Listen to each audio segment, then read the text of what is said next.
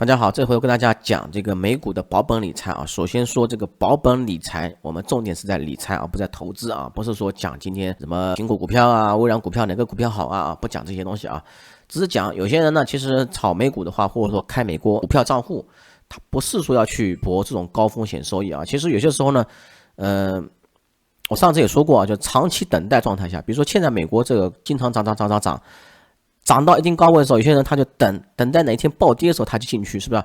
那这个时候我们的钱呢，这个转进去不方便，是不是啊？这放在里面的话又不产生利息，是吧？那这个，所以说美国里面其实有很多品种啊，就是 ETF 品种，其实可以让你的闲钱变活啊。这一点的话，其实也有点类似于像中国的这个 A 股里面的国债逆回购啊，国债默认是被认称为是无风险收益债券啊。这个基本上在这种金融常识啊，包括证券从业考试那两本书里面，我也看到过啊，都是就这样说的啊。但是我个人来认为的话，就是你个人去投资国债的话，你远远不如机构投资国债啊来的这种更有优势啊。所以说呢，从这点上来讲的话啊，你还不如去买这个基金啊。基金的话，因为它机构投资嘛，你把钱交给基金公司，基金公司它作为一个机构去买国债，它在税务上是有优势的，而且呢是你自己转让啊比较方便，在基金里面卖掉就行了，是吧？赎回就可以了。那美股里面，其实我更偏爱，其实我不太喜欢炒美股某一个股票啊，其实我更喜欢炒美股里面的 ETF 啊，它有很多品种 ETF， 其实通过一个美股账户，你可以投资全世界任何的品种啊，比如说墨西哥啊、日本啊、韩国啊 ETF、新兴市场啊都可以投资啊，印度啊都可以投资啊。中国其实说实话 A 股里面也有很多品种啊，比如说印度也可以投资，德国30是吧？日本那个日经25都可以投资啊，其实很多人不知道而已嘛。那还是说回来啊，比如说两种人啊，第一种人的话就是暂时不炒美股啊，但是我钱放进去，我想有获得收益啊。第二种人的话就是我天天炒美股，但是剩下有些钱，比如剩个1万美元闲钱，子弹没打完是吧？我仓位还没用完，那我这钱干嘛去呢？做些理财呗，是吧？那有钱赚就行嘛。那今天介绍一个品种啊 ，USFR 啊，其实这种品种很多啊，我先就以这个为例啊。USFR 的话，其实我经常用这个 USFR， 为什么呢？就它这个在我介绍4个品种里面，它价格最低。价格最低有什么好处呢？价格最低的话，因为它跳动的话都是一格一格跳的嘛，那这样的话跳一格的话，下面除数是变小啊，除数越小是不是商越大？是不是啊？这样的话就是百分比越大嘛，那跳动比百分比越大嘛，是吧？那如果说下面是1万的话，那你这个跳一格的话，那是一根毛，是不是啊？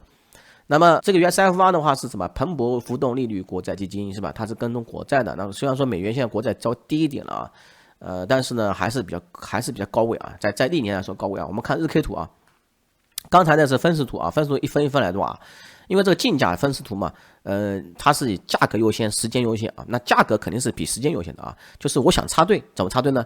我把价格降低嘛，便宜卖嘛，便宜卖肯定先成交啊，对吧？然后呢，我看日 K 图啊，日 K 图很多上次有个朋友看不懂啊，他说怎么这样子个日 K 图啊？说怎么这么奇怪这个日 K 图啊？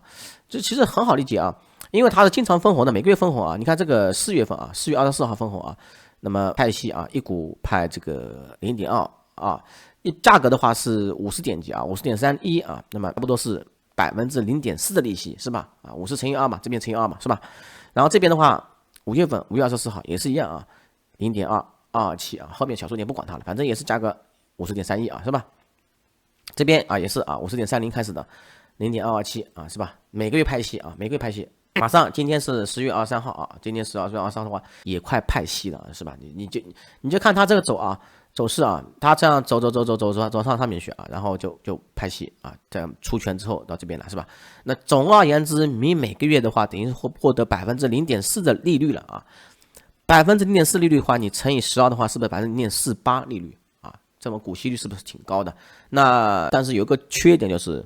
我们在美股交易里面啊，中美双方是有税务协定的啊，已经算比较少的税了，就是10%啊，它分红给你啊，比如说它这一股派0.25嘛，哪怕你说你有这个1万股啊，1万股的话是225美元是吧？225美元的话，我说错了啊，其实应该是1000股啊，1000股的话你是可以获得这个225美元的股息啊，那么其实的话你要扣除成本啊，什么成本呢？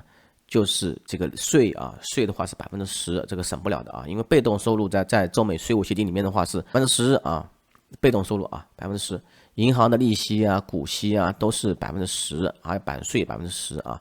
那这个没办法，而且他扣给你的时候啊，发给你的时候，它是两笔交易啊，两笔交易明细，先发给你225，然后扣掉22.5啊，这个税啊，反正就是没法避免的啊。也没法退的啊，然后呢，就是想说一下啊，其实这个东西的话还是比较稳的啊，但是呢，最近几年嘛，这个国债比较好，但是你看这前几年嘛，其实也有些波动啊，因为这个前几年的话，美国国债利率没这么高啊，但是呢还是可以啊，还是可以，还行啊，至少现在来说的话，应该是接近尾声了啊，美国可是慢慢走入下降通道啊，这个国债收益下降通道，但是也不影响你啊，也不是成为负数吧，国债变成负数的概率是非常非常小的啊，这种极端情况不太可能啊。那么我可以看这个复权一下啊，这个是不复权的啊，如果全复权的话啊，我把它调过来，调前复权啊，你可以看到啊，一直往上涨啊，一直赚钱，就是说你这个就是等于说是完全是保本的，就是说你2023年啊，或者说你更早时间啊去买这个东西啊。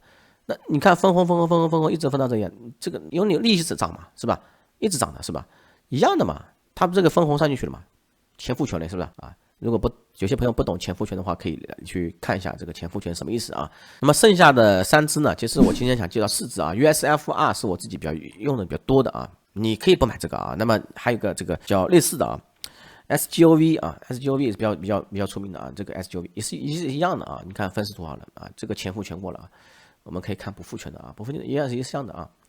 那么你看它都基本上都是分红日志啊，这个是月初分红，看里面月初分红的啊。你看月初分红是吧？